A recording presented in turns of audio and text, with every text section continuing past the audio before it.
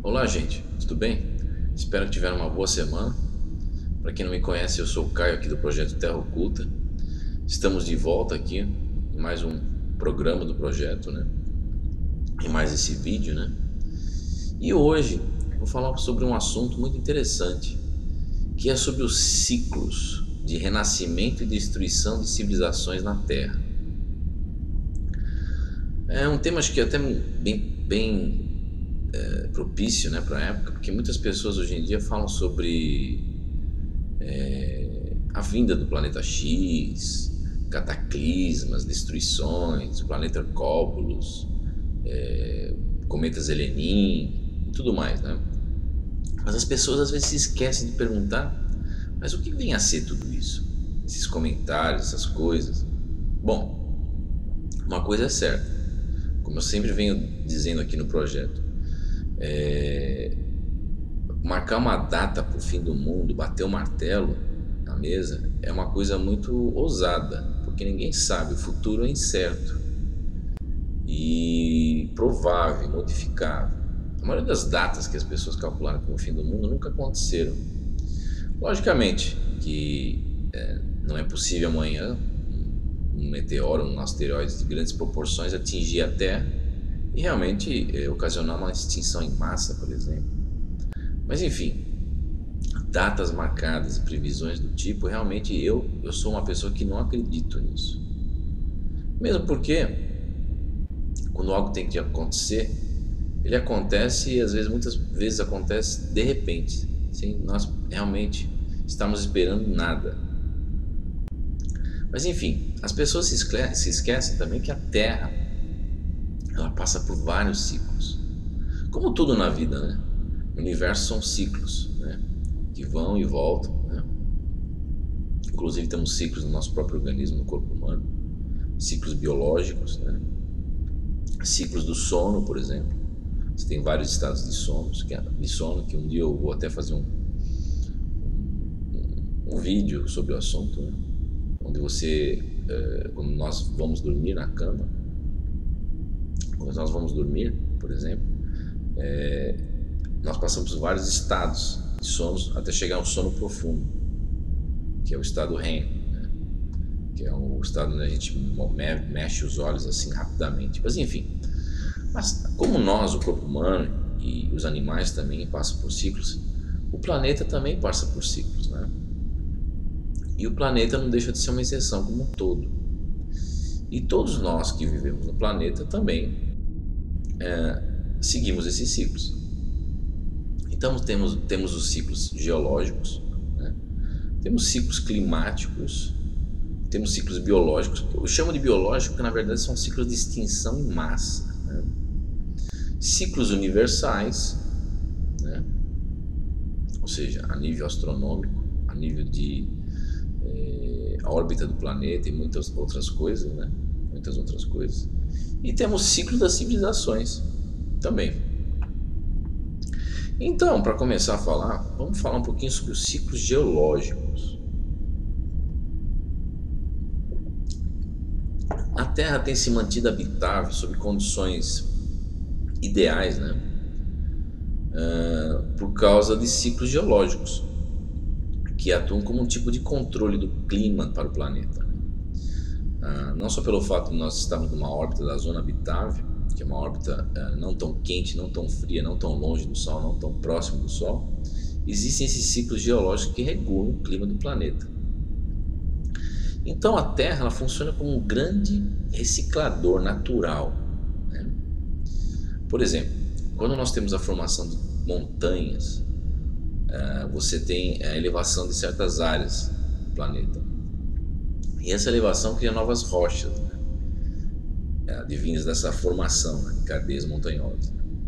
E essas novas rochas, elas têm como função, elas acabam sendo como verdadeiras esponjas para absorver o CO2 e, por sua vez, para emitir CO2.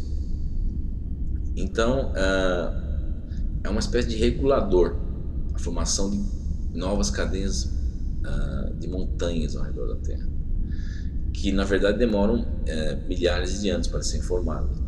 Mas regulam também o clima. por incrível que pareça. Você tem nesse ciclo geológico também a famosa derivação dos continentes, né?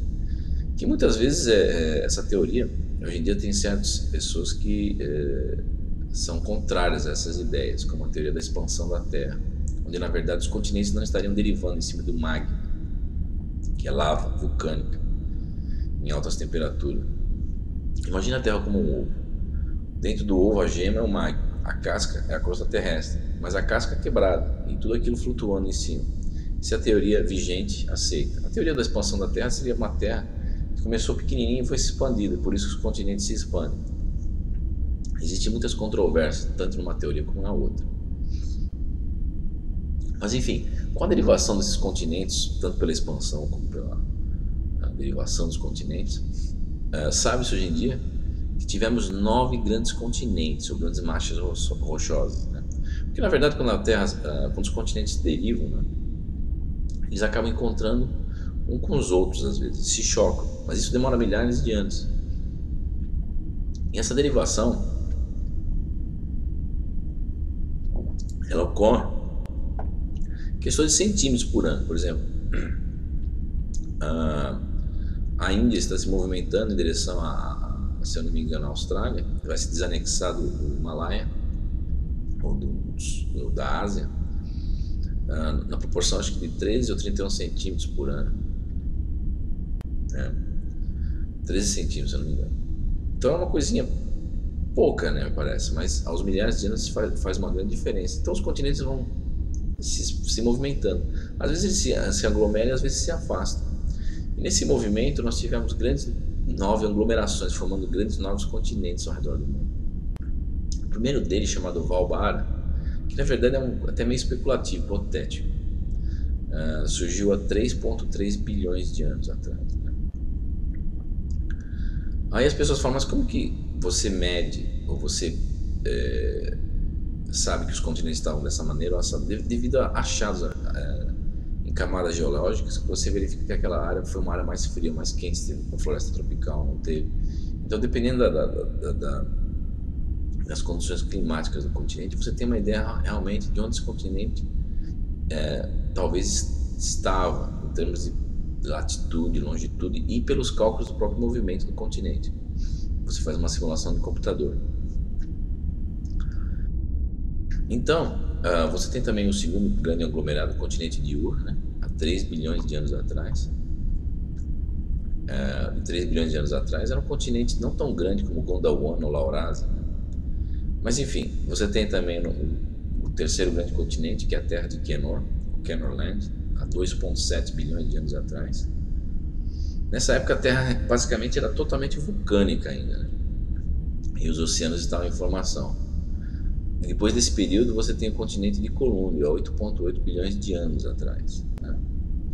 Depois vem o continente de Rondônia, 1 bilhão de anos atrás, irmã menor do famoso conhecido continente de Pangeia, que é da mesma época. Você tem o Panote, de 600 milhões de anos atrás, o sexto grande continente, há 600 milhões de anos atrás. Na mesma época que você tinha o continente de Gondwana, na verdade seriam 2 grandes massas de terra. Aí você tem o continente de Pangeia, há 3 milhões de anos atrás, 300 milhões de anos atrás. O Laurasia, o Gondwana, né, de 200 milhões de anos atrás. E o Pangeia, a última, de 250 milhões de anos atrás. Então esses são movimentos que a Terra faz, geológicos, que são ciclos. São os ciclos geológicos, são alguns dos ciclos geológicos. Na verdade eu não vou comentar todos, porque senão a gente estenderia muito esse vídeo, né? Depois dos ciclos geológicos, nós temos os ciclos climáticos. É mesmo, ciclos climáticos. E aí nós vemos o que? Nós vemos, por exemplo, as eras glaciais. Muitas pessoas perguntam, mas como que as eras glaciais ocorrem? O que são as eras glaciais? São períodos mais frios, em que realmente a Terra ela esfria e o frio chega a ser tão intenso que atinge quase regiões equatoriais, quase. Então uma queda brusca de temperatura por centenas e milhares de anos. Geralmente Um período glacial ele ocorre com frequência de 40 mil a 100 mil anos, né? Então, nós temos como ciclos geológicos as eras glaciais. Temos os ciclos de Milankovitch, né? Que seriam ciclos em que a Terra mudaria de órbita de tempos em tempos.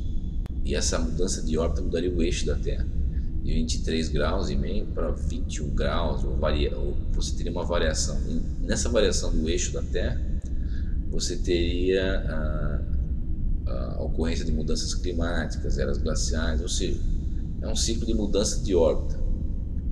Você também tem os ciclos das correntes marinhas. Por exemplo, a corrente do Mar do Norte, se um dia parar de circular, a Europa fica debaixo do gelo. Então você tem vários ciclos. E como essas evidências de eras glaciais são detectadas, ou por exemplo, esse continente já esteve debaixo do gelo ou não? Por características geológicas, onde você tem rochas que sofreram grandes pressões. Essas pressões podem ser advindas de grandes quantidades de gelo em cima da rocha. Você tem alterações químicas na rocha. Você tem características e evidências paleontológicas, né? Espécies de vegetação fossilizada que você acha. Então você faz todo um quadro que nem um jogo de quebra-cabeça, na verdade. Inclusive, existe uma teoria sobre a Terra, chamada de a Terra Bola de Neve, ou seja, há 700 milhões de anos atrás, a Terra esteve totalmente, inclusive nas regiões equatoriais, debaixo do gelo, perto do Equador inclusive, ou seja, a Terra, se nós pudéssemos voltar no tempo, nós veríamos a Terra completamente coberta de gelo. E quando ocorreu essas últimas eras glaciais? Bom, foram grandes 5 ciclos detectados, né? Você tem a glaciação Donau, que é há cerca de 2 milhões de anos atrás. Você tem a glaciação Gans, né? Que é cerca de 700 mil anos atrás. Você tem a glaciação Mindel, que é cerca de 500 mil anos atrás. A era glacial de Ries, de 300 mil anos atrás. E a era glacial de Würm, né? Que é há 150 mil anos atrás, né? Então, de tempos em tempos o planeta esfria e esquenta. Nós tivemos até uma mini era glacial, assim dizer, na Europa, no século, entre o século 17 e 18, né? Onde caiu-se a temperatura do planeta um pouco. Daí você tem o que? Os ciclos de extinção em massa no planeta. Extinções em massa, ou seja, de tempos em tempos a Terra perde espécies através de ciclos, espécies de animais. Isso ocorre através de grandes mudanças no planeta, climáticas, geológicas, onde ocorrem verdadeiros, às vezes, cataclismos e várias espécies acabam se extinguindo. Existiram 5 grandes ciclos de extinção no planeta, até hoje classificados, né? Você tem a extinção em massa do período Cambriano para o fim do Cambriano, né? Extinguiu-se principalmente diversas espécies, né? De equinodermos, braquiópodes e conodontes, né? São vários animais que se extinguiram nessa época. Você tem o segundo grande período, que é do Ordoviciano, que é há mais ou menos uns 445 milhões de anos atrás, né? Então várias espécies desapareceram no Ordoviciano, trilobítas, crinoides, que eram que nem animais marinhos, parecidos como plantas, né? Você tem a extinção do Devoniano Superior, de 360 milhões de anos atrás, né? No Carbonífero Inferior, né? Onde vitimou cerca de 70% da vida marinha, ou seja, 70% da vida marinha desapareceu na época, sobretudo corais, né? E outros animais, né? Você tem a extinção permiana, né? 251 milhões de anos atrás, né? A maior de todas as extinções em massas, a extinção permiana, 251 milhões de anos atrás. Ou seja, na época desapareceram 96% dos gêneros marinhos e 50% das famílias existentes, né? Ou seja, praticamente quase todos os animais se extinguiram na época. Ou seja, houve uma verdadeira extinção em grande escala, jamais vista, onde verdadeiras áreas foram esterilizadas praticamente da vida, né? E aí esse ciclo se divide logo em seguida na extinção do Triássico-Jurássico, de 200 milhões de anos atrás. Ou seja, 20% de todas as famílias marinhas de arcossauros, né, com exceção dos dinossauros, foram extintas. O mesmo ocorreu com os anfíbios da época. E finalmente, você tem a extinção KT, que seria a famosa queda daquele grande meteoro de 10 km, há 65 milhões e meio de anos atrás, responsável pela morte da maioria dos dinossauros. Mas na verdade todos os dinossauros não desapareceram. Hoje em dia sabe-se que não desapareceram com a queda do meteoro. Existem outros fatores que ocasionaram o desaparecimento dos dinossauros. E acredita que 60% da vida da Terra foi destruída com a queda do meteoro. Isso há 65 milhões de anos atrás. E o último ciclo de extinção em massa, atual, o Holoceno, né? Que é o evento recente de extinções, né? Plantas, animais, não mais por cataclismos, mas ocasionados pelo ser humano, ou seja, por nós mesmos. Nós, hoje em dia, estamos sendo responsáveis pela extinção de grande quantidade de animais numa rapidez absurda, uma velocidade absurda. Ou seja, com a agricultura e a disseminação e outras técnicas de plantação, plantio, criação de animais, várias áreas são devastadas hoje em dia no mundo e vários animais se extinguem aos poucos. Um exemplo disso, de extinção, é a famosa ave, o dodô, que foi extinto totalmente na Europa devido à sua caça, né? Isso lá por volta dos anos de 1600, 1700. A última grande extinção em massa, responsável também pelo desaparecimento de animais como tigre, dente de sabre, mamutos, aqueles mamutos que você vê naqueles filmes da Idade do Gelo, preguiças gigantes e outros animais, ocorreu há 12.900 anos atrás. Isso ocorreu como? Com a queda de um grande cometa, sabe-se hoje em dia, que caiu no hemisfério norte.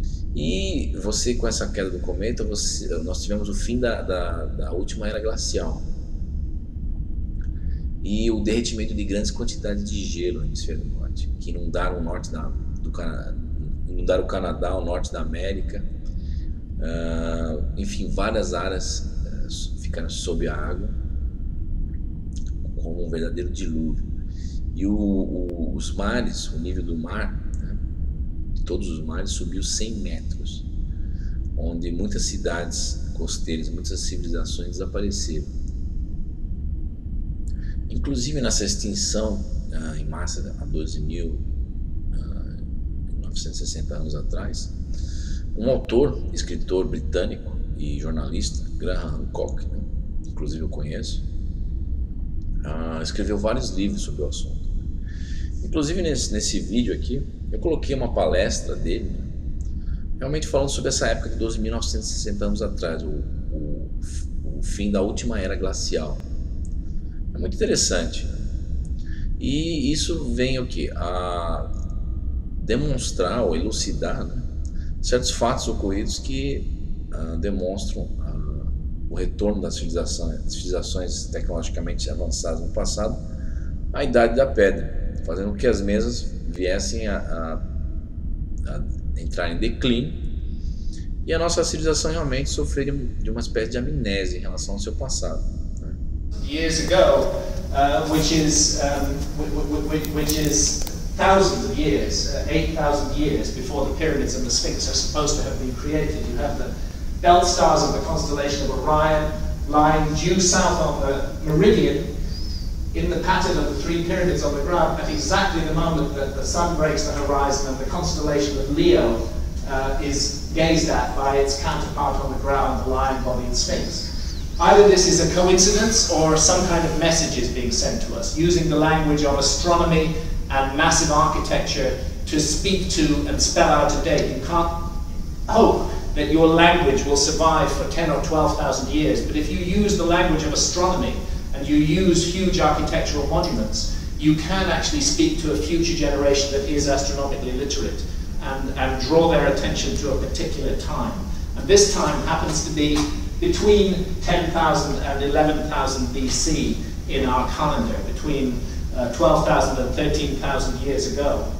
And it doesn't only apply at Giza, it also applies to the monuments at Angkor in Cambodia. And there's a whole sky-ground relationship, as though somebody has gone to great lengths to draw our attention to that period in prehistory. That period in prehistory was the end of the last ice age, between 10,000 and 11,000 BC, between 12,000 and 13,000 years ago, when ice caps 2 miles deep sat on top of North America.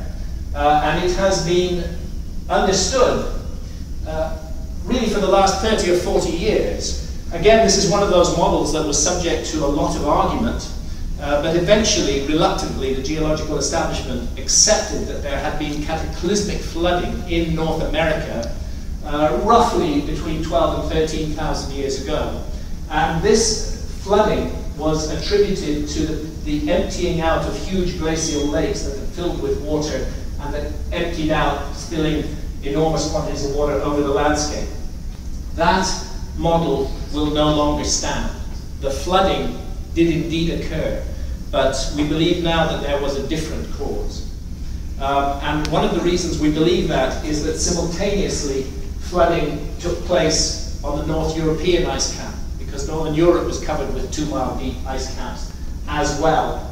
And for this all to happen in the same period in a very concentrated way is rather intriguing and rather disturbing, particularly since it happens in exactly that time that those sky-ground diagrams that I drew attention to in Fingerprints of the Gods point to.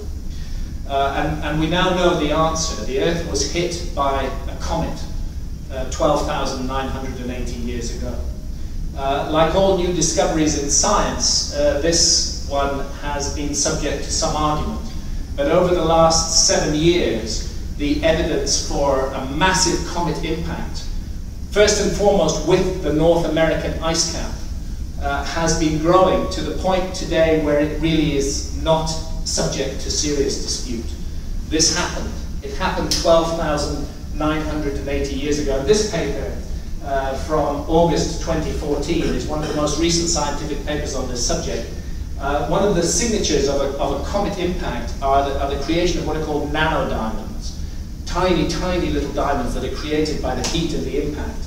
And there's a huge nanodiamond field which has been found. Actually, more than 10 million tons of nanodiamonds are scattered in this area, which took in the Northern European ice cap and the North American ice cap.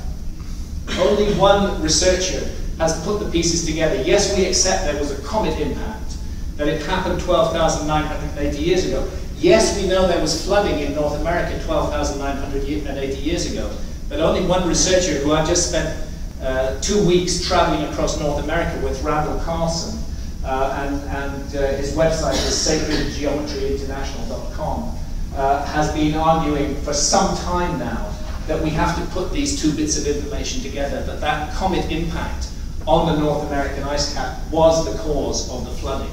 And he's tracked where the main fragments of the comet hit. And furthermore, they went on to hit the Northern European ice cap as well. This was truly a global disaster. And you have just vast volumes of water. When a comet hits ice that's 2 miles deep, you get massive amounts of heat released. The ice liquidizes and turns into water. The water, oceans of water, pour down across the landscape. At the same time, water is sucked up into the upper atmosphere and fills the skies with dense, dark clouds that begin to drop a kind of black, bituminous rain upon the earth. It was truly a terrible, terrible time. E finalmente nós temos os ciclos universais, os quais a Terra está envolvida, né? Aí muitas pessoas fazem muitas coisas hipotéticas com os ciclos universais. Inclusive em 2012, as pessoas previam que a Terra ia se alinhar com o centro da galáxia, vários cataclismos iam acontecer, e no fim nada acabou acontecendo. O ano galáctico então seria o tempo que o Sol e o nosso sistema solar demoram para dar a volta na nossa galáxia, na Via Láctea, né? E esse tempo varia de 250 a 242 milhões de anos para dar uma volta completa. Mas aqui eu queria colocar lá dentro, em relação ao ano galáctico, sabe-se que hoje em dia o Sol talvez tenha dado somente 4 voltas e meia ao redor da galáxia. Mas por que isso? Porque nós, o Sistema Solar, não pertencíamos anteriormente à galáxia, à Via Láctea, né, no caso. Nós pertencíamos à galáxia de Sagitário, uma galáxia menor satélite que orbita, gira em torno da nossa Via Láctea, né? Mas existe uma mesclagem que ocorre há 1,5 bilhões de anos, ou seja, a galáxia de Sagitário se encontrando com a Via Láctea e se mesclando as duas. E isso é algo que já ocorre há 1,5 bilhões de anos. E é por isso que nós vemos a Via Láctea tombada de lado quando olhamos para o céu, num ângulo de 60 graus, porque realmente o sistema solar todo está tombado, porque nós viemos de outra galáxia que foi se aglomerando com a galáxia de Sagitário. Temos os ciclos de Milankovitch, né, como eu já disse, que de tempos em tempos a Terra faz uma pequena mudança de órbita, então tem uma variação nos graus do eixo terrestre. E por sua vez temos o quê? Os ciclos de precessão dos equinócios, o ciclo de precessão dos equinócios da Terra, que é aquele movimento do peão que a Terra faz, né? Que demora 25.920 anos para a Terra dar uma volta completa nesse movimento do peão. Temos o ciclo das manchas solares, que afeta o nosso psicológico, ou seja, o Sol possui áreas mais frias, de altas quantidades de magnéticas, mais escuras. Enquanto na coroa solar o resto todo gira em torno de 25 mil graus, 26, essas áreas são áreas frias do Sol, 5 mil graus, 6 mil graus Celsius. São chamadas de manchas solares. De tempos em tempos você tem uma maior quantidade de manchas solares ou menor. E essa variação de manchas solares hoje sabe-se que influencia o planeta e nós mesmos. Nosso humor, nosso estado de ser, nosso estado de pensar. Ou seja, é responsável por uma série de mudanças psicológicas que afetam nossa mente, as manchas solares, por incrível que pareça. E não só nossos componentes eletrônicos, quando nós temos tempestades magnéticas solares vindas para a Terra. E, finalmente, temos os últimos ciclos mencionados em diversas doutrinas e religiões, né? Você tem o que? A Índia, mencionando as yugas ou eras, né? Você tem 5 grandes eras, né? Você tem o Satya Yuga, né? Seria a idade do ouro, ou o tempo da verdade, né? Você tem o Treta Yuga, ou a idade da prata. Você tem o Dvapara Yuga, que seria a idade do bronze, né? Você tem o Kali Yuga, que seria a era que nós encontramos, infelizmente, que é a era do ferro. É um tempo da mentira, da escuridão, da materialidade, né? Do aprisionamento humano. E temos a duração de cada uma dessas eras hindus, né? De acordo com as leis de Manu, na Índia, um dos textos mais antigos conhecidos, né? Descrevendo os yugas, né? A duração é de 4.800 anos para a primeira era, né? Que seria o Satya Yuga, né? 3.600 anos para a Tetra Yuga, que é a era de prata, 2.400 para a Dvapara Yuga e 1.200 anos para a nossa era de Kali Yuga, ou era do ferro, dando um total de 12.960 anos, mais ou menos. Isso a grosso modo eu falei, porque na verdade não é bem 2.400, não é 4.800, 3.600, 2.400, 1.200, existe uma pequena variação de 1.260, 2.400 alguma coisa, enfim, dando um total de 12.960 anos por um arco, ou 25.920 anos a volta completa do ciclo, ou seja, 2.960 para meio arco, em um arco total de 25.920 anos, né? Que na verdade bate com o quê? Com a precessão dos equinócios. Olha que interessante. Então esses 4 yugas seguem uma relação cronológica de 4, 3, 2, 1, né? proporcional. De acordo com essas eras, existem ascensões e declínios de civilizações e existe uma evolução e uma involução da humanidade, de acordo com esses ciclos. Olha que interessante. Muitas doutrinas hoje em dia falam que o ser humano só evolui e não evolui, mas na verdade nós já evoluímos. Aliás, nós estamos num processo de involução, que talvez isso seja revertido um dia e nós voltemos a evoluir. São ciclos. Olha que interessante. Muitas pessoas falam que nós evoluímos, por exemplo, com um grande cataclismo que ocorreu há 2.900 anos atrás, que seria responsável pelas manchas solares, que bloqueou nosso DNA e modificou a nossa genética. Realmente, eu não acredito nisso, porque na verdade a queda do meteoro, há 12.900 anos atrás, mudou o planeta, mas nada a ver com manchas solares. Aliás, alterações de manchas solares ou radiação solar podem até ocasionar mutação, mas não a ponto, talvez, de reestruturar toda a nossa cadeia do DNA. Falar-se hoje em dia uma mutação que você perde strings ou cordas do DNA, ou tem uma mutação muito radical, é uma coisa até absurda, porque mutação desse tipo não ocorre em larga escala. Mesmo porque se ocorresse, nossa civilização poderia ficar até estéril e se extinguir. Então, quando se fala nesses bloqueios que nós sofremos, que eu vou explicar daqui a pouco, realmente não ocorreram com manchas solares.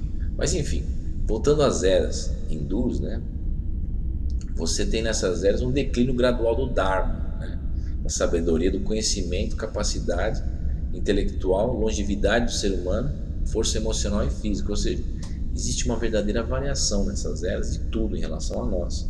Não só a nossa constituição física, a nossa constituição emocional e psicológica, inclusive. Na Satya Yuga, a Era do Ouro, a estatura do ser humano, por exemplo, era de 10 metros de altura, ou seja, raças de gigante.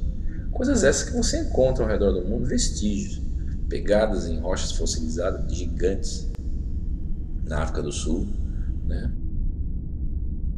Enfim, encontros de esqueletos de homens gigantes. E a esperança de média de vida na Era do Ouro, no Satya Yuga, era de, segundo dizem, de 100 mil anos. Olha que interessante, segundo os escritos hindus. Depois você tem a Tetra Yuga, né, que é a Era da Prata, onde a estatura do homem normal era de 7 metros de altura. E a esperança média de vida era de 10 mil anos. Isso foi caindo. Depois você tem a do Apara Yuga, que é a Idade do Bronze, e a estatura humana agora é de 3 metros de altura. E a esperança média de vida é de 1000 anos. Isso você vai ver em textos antigos na Bíblia, Matusalém vivendo 900 anos, enfim. Você tem depois a nossa era, que é a Kali Yuga, a Idade do Ferro, a Era da Escuridão, onde a estatura humana normal é de 1,8 metros agora do homem, no geral, vamos assim dizer. E a esperança de média de vida do ser humano caiu de 1000 anos para 80 anos só. Olha que interessante, olha que evolução, né? Mas por que essas eras ocorrem, na verdade? Porque existem regiões energéticas no espaço que o sistema solar adentra e sai de tempos em tempos. E quando ele adentra uma região, existem 7 tipos de matéria primordial no universo. E que hoje em dia essas 7 matérias são conhecidas como apenas matéria escura, mas que também se subdividem em outros tipos, que a ciência ainda não conseguiu detectar. E existem regiões de baixa energia, ou uma sinergia muito baixa, energia muito baixa, vibracional. E essas áreas baixas, inclusive, são denominadas pelos eslavos como noites de Svarogs, né? E é interessante que, apesar de ocorrerem ciclos geológicos, climáticos, extinções em massa do planeta, quedas de asteroides, outros ciclos, enfim, biológicos e ciclos universais, essas eras, que são outros ciclos universais, outro tipo de ciclos universais ou regiões que adentram no espaço, criando essas noites Svarogs, ou regiões ou épocas de baixa energia, propiciam o quê? Propiciam que certas civilizações parasíticas no espaço, uma tecnologia muito superior à nossa em milhares de anos, se aproveitem dessa oportunidade para quê? Para invadir certos planetas quando se encontram nessas eras de baixa energia, como de Kali Yuga, a era que nós se encontramos. Então essas invasões planetárias ocorrem. Muitas pessoas falam, mas isso é uma ficção científica. Não. Se você vê bem, você vê várias mitologias, inclusive a mitologia moderna, Steven Spielberg, com Guerra nas Estrelas, que aliás teve o auxílio para ser escrita de Campbell, né? Que é um grande mitólogo, né? E você tem em textos antigos védicos falando sobre essas guerras que ocorreram no passado e que realmente foram a invasão dessas forças parasíticas em vários planetas, como a Terra, por exemplo. Então essas forças parasíticas se aproveitam desse momento psicológico baixo de uma civilização, de uma vibração baixa, para invadir o planeta e tomar o planeta. E foi isso que foi feito na Terra. A nossa civilização é uma civilização com amnésia, que não lembra do passado, que possui certos traumas. E aliás, um trauma às vezes faz com que a gente esqueça alguma coisa. É um mecanismo até de defesa, não só do indivíduo, como coletividade em geral. E às vezes, certas coisas horríveis que aconteceram com a civilização no passado são passadas de boca em boca através de mitologias, que duram muito mais que uma história real contada de boca em boca. Então, por exemplo, Joseph Campbell realmente fala isso, sobre esse poder do mito, né? Que é um poder muito grande em relação à psique humana. E dura muito mais, às vezes, de uma civilização para outra, essas histórias. E quando essas forças parasíticas invadem o planeta, elas encontram o quê? Uma sociedade frágil, num momento energético baixo, psíquico baixo. Isso que aconteceu com o ser humano. Nós somos a quarta grande civilização, de acordo com os índios Hopis e outras culturas. Se bem que os maias falam do quinto sol. Nós somos o quinto sol e não o quarto. Mas na verdade eles estão se referindo a essas eras, tá? Esses momentos que nós passamos, de tempos em tempos no planeta. E as pessoas podem se perguntar, mas existem evidências que realmente existiram civilizações no passado e nossa civilização é uma civilização com amnésia? Existem sim. Existem pesquisadores como Michael Cremo e Richard Thompson, né, que investigaram por vários anos achados arqueológicos ditos como anômalos pela ciência oficial, esquecidos nos porões dos museus, né. Só a título de curiosidade, existe uma obra que é a Arqueologia Proibida de Michael Cremo, que ele faz um catálogo de todos esses achados. São centenas de achados. Mas eu vou só citar alguns a título de interesse aqui. Por exemplo, em 1979, pegadas de homens modernos foram descobertas em Laetoli, na Tanzânia, na África. Pegadas essas de 3,6 milhões de anos. Olha que interessante. Mais diferente dos tais australopithecus hominídeos que viveram nessa época. Pegadas então de homens modernos, achada pela arqueóloga Mary Leakey, né? Caso esse que foi engavetado, simplesmente esquecido, né? Ou tido como anômalo ou impossível. Então existem casos que vão cada vez mais sendo filtrados e engavetados, e as pessoas não realmente têm um quadro geral, né, realmente do que realmente fomos no passado. E você vê toda uma teoria criada por antropólogos e arqueólogos, uma visão errada do passado. A presença do homem moderno é muito mais antiga do que se imagina no planeta Terra. Ossos de animais como um mamute de 750 mil anos, por exemplo, atrás, foram achados com ranhuras, demonstrando o quê? Que foram feitas por ferramentas ou uma certa tecnologia, assim, 750 mil anos atrás. Olha que interessante. Conchas entalhadas, por exemplo, de 2,5 milhões de anos atrás, foram achadas na região de Red Crag, na Inglaterra. Ferramentas de pedra, por exemplo, de 55 milhões de anos atrás, encontradas em Belle-Aux, na França. um grande achado arqueológico de 11.400 artefatos arqueológicos, ferramentas e muitas outras coisas, de 200 mil anos atrás, achados no sítio arqueológico de Calico, no deserto de Mojave, nos Estados Unidos, por Louis Leakey e Ruth D. Simpson, em 1964. Né? Você tem até aquele sapato impresso na rocha fossilizado do Triássico, achado em Nevada, com uma data de 213 a 248 milhões de anos atrás. Tem até uma história interessante. Lá para os anos 20, 1928, mineiros escavavam uma mina de carvão em Oklahoma. E dizem que essa mina era muito profunda, ela tinha 3 quilômetros de profundidade. E aí, numa das galerias, que realmente quando eles vão escavando, eles vão explodindo e vão formando galerias. Né? Uma dessas explosões liberou do carvão, que foi formada há 248 milhões de anos atrás, uma parede de concreto. Olha que interessante. E esse concreto era liso, espelhado, com blocos de 31 centímetros, onde realmente você podia até se enxergar no bloco, de tão espelhado que ele era. Muito liso, mas um bloco de concreto. Né?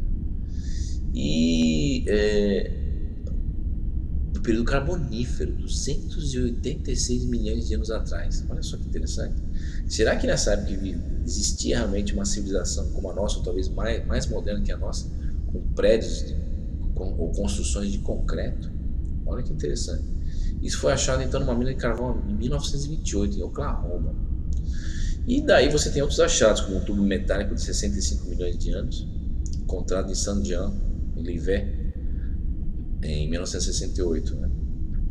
Tem uma outra impressão no sapato de rocha, por exemplo, fossilizado em Utah, que foi encontrado com uma trilobita, né? Impressa no sapato. Sabe-se que essa trilobita tem 510 milhões de anos atrás. E esse achado foi achado em 1968. Aliás, o sapato, você consegue ver até a costura do sapato impressa na rocha fossilizada. Quer dizer, a pergunta é, homens modernos com sapatos já andavam na Terra 510 milhões de anos atrás? Né? Muitas pessoas têm a teoria de viajantes do tempo também. Né? Mas enfim. Você tem também esferas que foram achadas, sulcadas, feitas de um material minério de ferro chamado limonita, né? Em minas da África do Sul. Esferas essas com 3 sulcos ao redor e vários desenhos que possuem características de terem sido feitas, né? E não sendo esferas naturais, né? De 2,8 bilhões de anos atrás. Toda vez que existem esses ciclos, você tem uma grande extinção, como ocorreu em 12.960 anos atrás, onde a civilização nossa, no passado, que era muito mais avançada que a nossa hoje em dia, se extinguiu, né? Ou voltou à idade da pedra, uma civilização voltando a um grande cataclisma, e a civilização voltando à idade da pedra, do paleolítico, né? Se você verificar bem, você encontra grandes vestígios dessa civilização no passado em pedra, né? Por quê? Porque a pedra é o único objeto que consegue durar em relação ao tempo, né? Você vê grandes monumentos megalíticos do passado, Stonehenge, que é mais recente, mas outros muito mais antigos, né? Como Pumapunco, na América do Sul, ou como aquela outra cidade, né? Como Göbekli Tepe, né? Que é um sítio arqueológico de mais de 12 mil anos atrás, né? Muito interessante, que estava enterrado inclusive debaixo da areia, foi ainda não foi totalmente desenterrado, nem 95%, somente 5%, os outros 95% estão ainda enterrados, né? Enfim, então, de tempos em tempos, as civilizações se degeneram, o homem evolui, parece, né? Em ciclos, né? Ciclos esses podem ser ocasionados, essa evolução humana, o declínio das civilizações pode ser ocasionado não só por esses ciclos, mas como essas invasões, como eu já falei, de outras civilizações mais avançadas tecnologicamente falando. Muitas pessoas podem falar, mas isso é uma ficção, porque civilizações que talvez cruzariam o universo não poderiam nunca ter invadido alguém. Mas eu torno a lembrar que tecnologia não é sinônimo de moral e ética. E além disso, que um exemplo assim mais passando para nossa civilização, quando o europeu, o velho mundo invadiu a América, ele dizimou um verdadeiro genocídio de grandes quantidades de indígenas da região, não só na América do Norte, como na América do Sul também. Então você teve a destruição do povo asteca, enfim, verdadeiras guerras ocorrendo entre o colonizador e o colonizado. Então isso poderia ser passado a nível intergaláctico. Por que não? Uma civilização altamente tecnológica ibérica não poderia realmente cruzar o espaço, ou o hiperespaço, o que quer que seja, até uma outra dimensão, vindo de outras dimensões, e conquistar um planeta. E daí, o declínio dessas civilizações, essas últimas 3 grandes civilizações, ocorreu na Terra. E muitas pessoas falam, mas não tem vestígio? Tem. Esses vestígios que eu acabei de falar, geralmente são vestígios fossilizados, vestígios de monumentos de pedra, coisas que duram sobre as ações do tempo. Porque o tempo realmente desintegra outros tipos de materiais. Por exemplo, se uma cidade, por exemplo, de grande porte como a São Paulo, capital no Brasil, deixasse, não existisse mais seres humanos nessa cidade, essa cidade ficasse de pé, por exemplo, por algum motivo a raça humana sumisse, mas ficasse só a cidade ali de pé, depois de 1000 anos, 2000 anos, a cidade ia se desintegrando por falta de manutenção, e os prédios iam criando vegetação, caindo, o concreto ia se desintegrando, ou seja, depois de 1000, 2000, 10.000, 800.000, 1 milhão de anos talvez, não haveria vestígio mais nenhum dessa cidade de São Paulo, porque o plástico se deteriora em 5.700 anos, o vidro também, quer dizer, fios de cobre, por exemplo, que são a nossa cabeção do nosso sistema de comunicação, eles se desintegrariam, desapareceriam, ou seja, tudo acaba se desintegrando ao longo do tempo, e é por isso que nós não encontramos vestígios mesmo de equipamentos ou tecnologia, por exemplo, os Atlantes, ou da Lemúria, ou de outras civilizações, porque realmente se eles tinham essa tecnologia, realmente tudo isso desintegrou com o tempo. Se sobrou algum equipamento, teria que estar fossilizado ou em condições onde haveria condições de preservação desse material. Então realmente fica muito difícil você detectar equipamentos tecnológicos que existiram no passado, 800.000 ou 1 milhão de anos atrás. Então só restam apenas monumentos feitos em rocha maciça, que aliás, muitos monumentos ainda até hoje são inexplicáveis como foram feitas as construções desses monumentos. Inclusive a Grande Pirâmide, 2,5 milhões de blocos, por exemplo, sendo blocos do peso de um Fusca até peso de vários vagões de trem, por exemplo, blocos de 40.000 toneladas. Né? Hoje em dia teríamos que construir toda uma tecnologia nova de guindastes para realmente construir a Grande Pirâmide. Né? Nós não temos nem tecnologia para construir certos monumentos do passado. Então o que se conclui de tudo isso? Que a presença do homem é muito mais antiga nesse planeta, e onde algumas raças, na verdade, vieram como refugiados de grandes hecatombes, às vezes também, de outros planetas também. Muitas pessoas falam, mas isso é um absurdo. A raça humana, me parece, que é o único animal da Terra que não se adapta totalmente ao meio. E, aliás, depreda o meio. Só para lembrar, a título de curiosidade, quando o coelho foi levado para a Austrália, que não era um animal nativo, ele realmente ocasionou um desequilíbrio no ecossistema. Ou seja, não tinha nenhum predador natural e virou uma praga na Austrália. Tiveram que colocar leis para começar a matar os coelhos, a destruir os coelhos, porque eles cresciam que nem uma praga. Destruiu a plantação e outras coisas mais. E me parece que ocorre conosco no planeta. Nós somos uma raça, parece que alienígena no planeta, porque é o único animal no planeta que não entra em equilíbrio com o ecossistema. É um predador em grande escala, inclusive que vem dizimando ou extinguindo outras espécies e ocasionando a verdadeira extinção em massa na nossa época chamada Holoceno, né? A extinção do Holoceno. Então é algo de se pensar. E só a título de curiosidade, como eu torno a falar aqui no projeto, Marte, por exemplo, existiram civilizações de grande tecnologia no passado, e através de uma guerra termonuclear realizada contra o invasor, que eu vou comentar em outro vídeo, destruiu completamente o planeta. Duas grandes explosões termonucleares no hemisfério norte de Marte destruíram o planeta. E parte dessa civilização migrou para a Terra.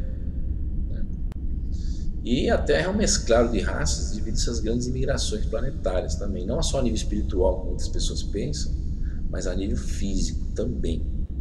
Porque existiram outros planetas no Sistema Solar que foram dizimados também por essas forças parasíticas que se aproveitam de tempos em tempos dessas eras mais obscuras, como a nossa era de Calho e de Ferro, para invadir esses planetas e às vezes até explodir os planetas, como explodiram 2 planetas no nosso Sistema Solar no passado. Então são coisas que ainda vou comentar, inclusive até num documentário que ainda não terminei, infelizmente, que é o documentário da Guerra Cósmica, porque eu estou sendo bem detalhista e complexo, mostrando em detalhes certos aspectos até científicos que comprovam a existência dessa grande guerra que ocorreu no Sistema Solar há muito tempo atrás e que veio da origem ao que conhecemos como civilização terrestre hoje em dia, né?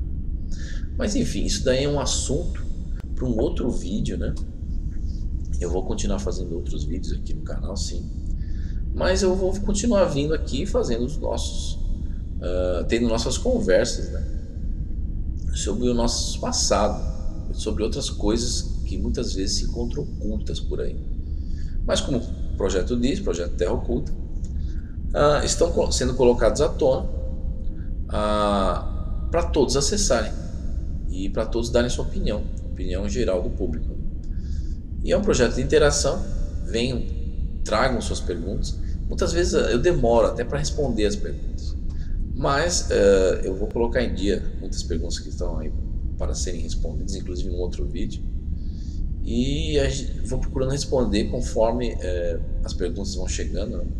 Vou tentar dar uma acelerada mais, mas enfim, às vezes pela grande quantidade de perguntas e pela falta às vezes um pouquinho de tempo, fica difícil responder todas elas imediatamente, mas a gente vai procurando responder, né? E é isso aí, pessoal. Então, espero que tenha uma boa semana e mande suas dúvidas, né? E nossa civilização aí, a quarta civilização, muitas pessoas perguntam, mas realmente ela vai ter um fim? Será que nós estamos caminhando para isso, um fim de um ciclo, mudança de ciclo? Realmente é uma incógnita. Mas como eu falo sempre, o futuro é incerto, mas modificável. E tudo depende também, muitas vezes, de cada um de nós, que acaba formando a coletividade, o consciente coletivo, aliás, né? Enfim, é isso aí. Então tenha uma boa semana e um grande abraço para todos, pessoal. Até mais.